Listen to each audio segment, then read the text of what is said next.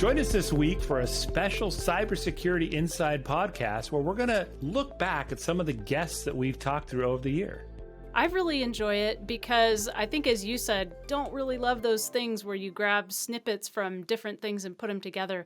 But we gave it a try, and it is cool because it helped me remember all of the different conversations that we had around certain topics like artificial intelligence and how many different angles you have coming at a topic like that.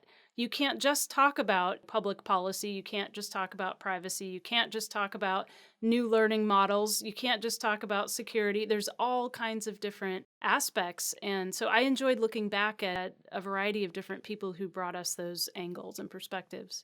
That's right. Clip shows usually, I think, aren't very good. I'm usually not happy when I see it's going to be a clip show, but this one's pretty good.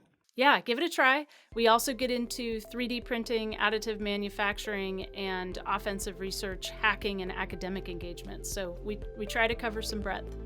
Look for Cybersecurity Inside Podcast wherever you get your podcasts.